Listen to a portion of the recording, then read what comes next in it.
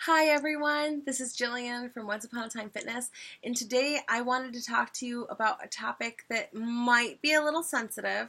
I do apologize, I'm not trying to offend anyone, but I wanted to talk about when you perceive a child in your classroom has a disability.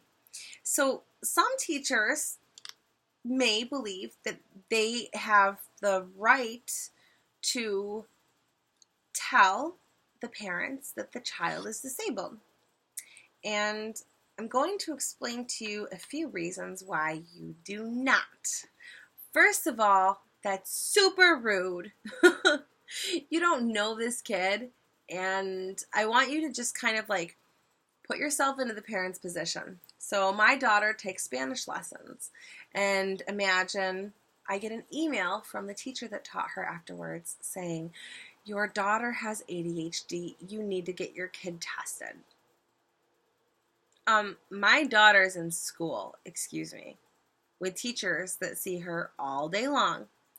And she's been in school for a couple of years now, and I don't see anything wrong with her, and they don't see anything wrong with her, so what is your problem? You're going to piss some parents off, okay? That's not even talking about culture. That's just talking about basic decency, okay? Don't do it. But I also want to talk to you, just kind of realize that even teachers in America do not have the ability to call up a parent and say, after a week of teaching the kid, your kid's got ADHD. That's not acceptable. I don't know what it's like in other countries, but where I live, that is not acceptable and it's not tolerated. There's a system that we go about things. The system that you're going to go about in your Pale Fish classroom, or your VIP kid classroom, or your any other online classroom, is to teach the child. If there's a serious issue with Palefish, for example, you can message your admins and let them know, like, okay, this kid is having some big, some serious difficulties, and I don't know what to do. But before you do that, there's a progression that you should take. First of all, try to engage the kid. Maybe they don't like sitting for 25 minutes. Maybe they just sat for 10 hours at a school and now they have to sit for another 25 minutes and they're like, they can hear out the window their friends playing basketball and they want to be out there. So just kind of keep in mind like what these kids are going through too. Like you don't know, but they're busy. They have a lot of things going on, right? Find different ways to engage the students. You can... Okay, I have a student, real quick. I have a student that, he's 3 years old, and every day he brings his dinosaurs to me.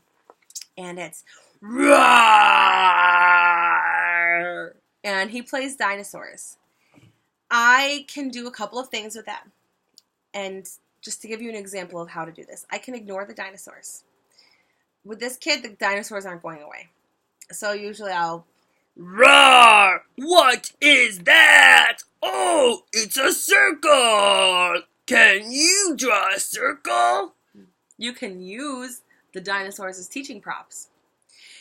Now, this student runs away to get more toys. This happens all the time, almost every single time in his classroom, if he's taking class at his own home.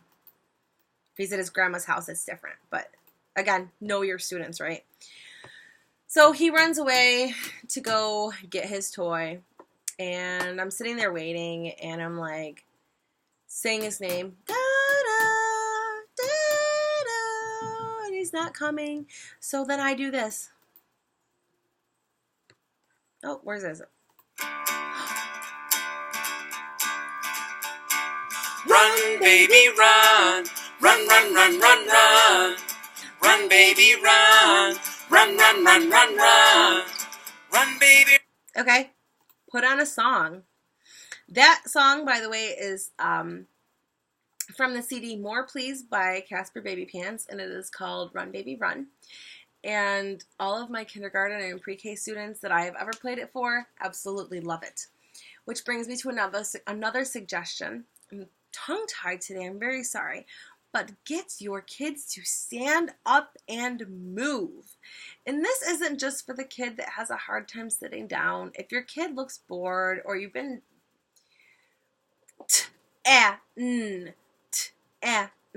ten, you've been doing that for a really long time, and get them to stand up, okay? Get them to do a dance, play a game on the screen. You can play Tic Tac Toe. And instead of just having them do X's and O's, have them do words, okay? So you've got your Tic Tac Toe board, and you wrote giraffe and frog and dog and owl, okay? And they have to do giraffe, and then you go frog, owl, okay? Or math problems, numbers, colors, shapes, any of that in tic-tac-toe works. Hangman sometimes works. Sometimes kids get it. Sometimes they don't. Break it up with rewards. Very good job. Bring out your reward. What are you going to give your kid? You get to blow bubbles. And then I bring the bubbles up to the screen like this. And I have them blow. I blow the bubbles, but I make them blow. You can do ice cream scoops. You can do Google Slides. That's a whole other discussion. But there's so many different rewards that you can use, and there's no reason that you can't get your kid to have fun. Maybe you and the kid are not a good personality fit, but that's for the parent to decide. It is your job to teach each classroom and just try to figure out what can you make work for this student. That's your job. You're a teacher. You're not a licensed physician. You're not a school psychologist. You're not a school psychiatrist. You're not a guidance counselor.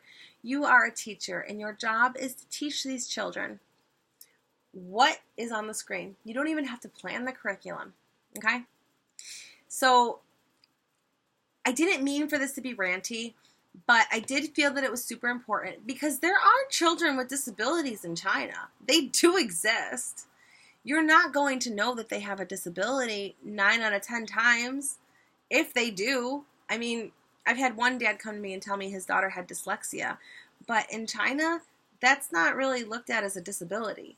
Dyslexia is kind of looked at, and this is the dad's words, this isn't something that I Googled, but the dad said that in China, they view it as she's lazy and stupid.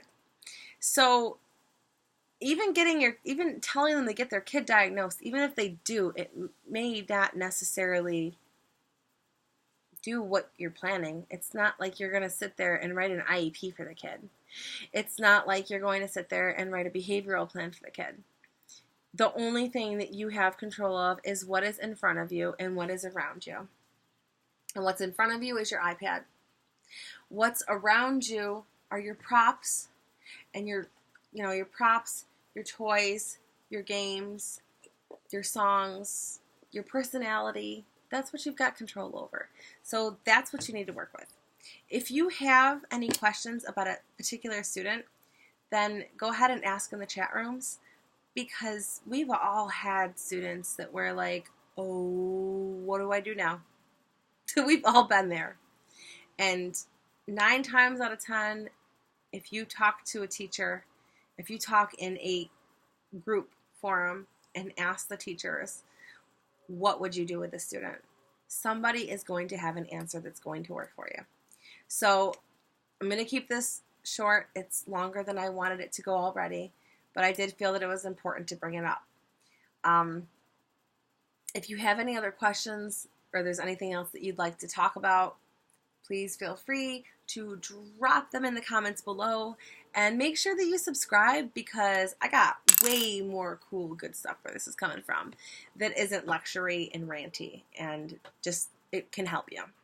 So that's all I had to say for today. Bye, guys.